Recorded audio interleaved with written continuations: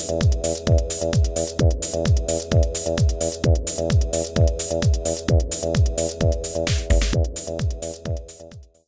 there folks, today I'd like to take a casual peek into the Skylanders Giants Ninjini gaming figure set by Activision. This set was released as part of the fourth wave of Skylanders Giants gaming figures, and was first available in March of 2013. I got this set in March of 2013 when I found it at a Target and paid $14.99 for this set. Taking a look at Ninjini in the packaging, you can see the giant size Skylander here, and she is a member of the Magic faction, and her motto is "Any Last Wishes?" And over here you can see that the Ninjini figure set comes included with a card, and we have here an icon representing that Ninjini is a giant sized character. And because Ninjini is new to the Skylanders Giants universe, this figure set is not compatible with Skylanders Spyro's Adventure and only playable in Skylanders Giants. Over here on the side you can see some information about how to use Ninjini on there. You just take the character, place it on the portal, and that'll activate the character in the game. Here we have the back of the packaging, and again we have that visual representation on how to use the characters. Also here you can play anytime and anywhere. You can play either on the console, the PC, or a mobile device, which is nice. And we have information about giant size Skylanders. They are super sized and super powered on there, and they do light up, which is pretty cool. Here we have an in-game portrait of Ninjini, and here we have a preview of other giant size Skylanders. We have Eyebrow, Swarm, Thumpback, and Bouncer. Now we'll be right back and have Ninjini out of the packaging. Okay, we're back and we have Ninjini released from her packaging, and before we take a look at the gaming card, we're going to go ahead and take a look at the items that come included with Ninjini. And first up we have here a nice card. It's not really a game card, it's more of a collectible card or a statistical card. And it has a nice picture of Ninjini on the face of the card, and below that is a nice balanced set of statistics. I'm going to guess what these statistics are because they're just icons and they don't describe what they represent. But based on the icons, I'm going to say that the top one here is strength or power. The next one with the shield is defense or armor rating. And the third one here looks like speed or agility. And the last one looks like luck or treasure finding ability maybe. And looking at the statistics, it looks like Ninjini is very balanced. Has 100 in strength, 100 in defense, and 100 in speed. But her luck or treasure finding ability is looks like it's maxed to the top there at 150. And over here you can see some more information along the side. You can see that Ninjini is part of the magic element, and you have her name running down the side there, and you have an icon at the bottom corner indicating that she's a giant-sized Skylander. Over here we have the back of the card with the Skylanders Giants logo there with all 8 elements, and in faded white you can see, it's pretty hard to see, all of the elements randomized there, and you have to really look at it sometimes at an angle just to see those icons, and it's actually kind of neat on there. That's the card. Also included is a sticker sheet with a nice sticker of Ninjini there, and you also have this sticker below that with her name, and there's a code that you can access through the interwebs. So you just enter that code and you'll be able to play Ninjini on the interwebs.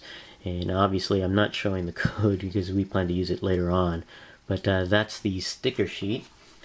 And then you have this here, which is the, I guess, information pamphlet. It has information and warnings on how to take care of your Skylanders figure. And warnings, I believe, because it's got some electronic devices inside they have to inform you about. And it's in several different languages there, in very, very fine print. Next, we're going to go ahead and take a look at the Ninjini figure itself. And this is a very nice sculpted figure. The only female giant-sized figure. And also the tallest. I believe this is the tallest Skylanders figure. She's very lean and very tall in stature, and it's actually pretty nice. And also the details are very, very cool. And you can see that she's a Dijin or genie of the magic element there, and it's actually quite cool. And she wields a very nice set of swords, which is very, very nice. Taking a look at some more detail, starting with the head sculpt, you could see she has bluish skin there with red hair. Very cool, and very elf-like ears, and that's very nice. And she has her hair in a ponytail, very long. You can see it swirling around the back of her head there. And you got this here to tie her hair there. It's got some nice sculpted detail. You can see the sculpting in there of the pattern of the device that's tying up her hair there. Very cool. And the paint job is actually done quite well. You can see, especially on the hair, there looks like to be a sort of a wash on there with some darker shades in the recesses of the sculpt of the hair on both her head and along the ponytail there. It's actually quite nice. And the paint on here is actually done very well on the face as well, especially the eyes and the eyebrows. Very nicely done. Unfortunately, the lipstick on there is a little off shifted a bit. It's a little higher than it should be, but it's not too bad. And from a distance, it's hardly noticeable. But on closer look, it is a little bit off, but not too bad actually. And there's also a bit of a nick on the bottom of her ear there. I'm gonna attribute that to battle damage, but I think that's more of a factory thing there, but that's okay. Looking at the rest of the figure here, you can see she's clad in some nice attire here. It's actually kind of cool. I'm not sure if these are shoulder armor or not. It actually looks very nice. It's pointed there, and very cool. And it's in a shade of purple that on the screen looks very faded purple, but it actually is not. It's just the camera not processing the shade of purple quite correctly there. But it is purple and has not glitter, but sort of just a sheen to it. That's actually kind of neat on there. Very cool. And she has these armor pieces for her forearms.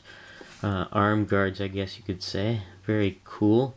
And you can see that at the end of her arm, she's gripping a pair of swords, which are very nice, but very, very soft. They're quite bendable, and really softer than even these soft plastic used typically for figures.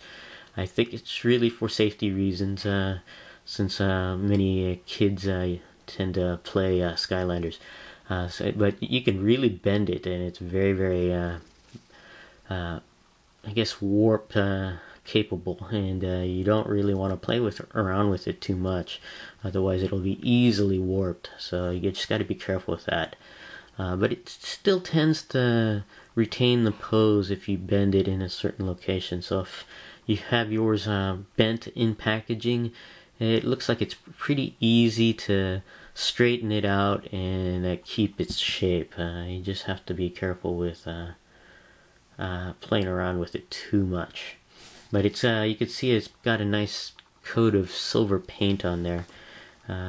Looks very clean and very nice, and the handles of the sword are got this nice metallic orangey color, which is very, very cool.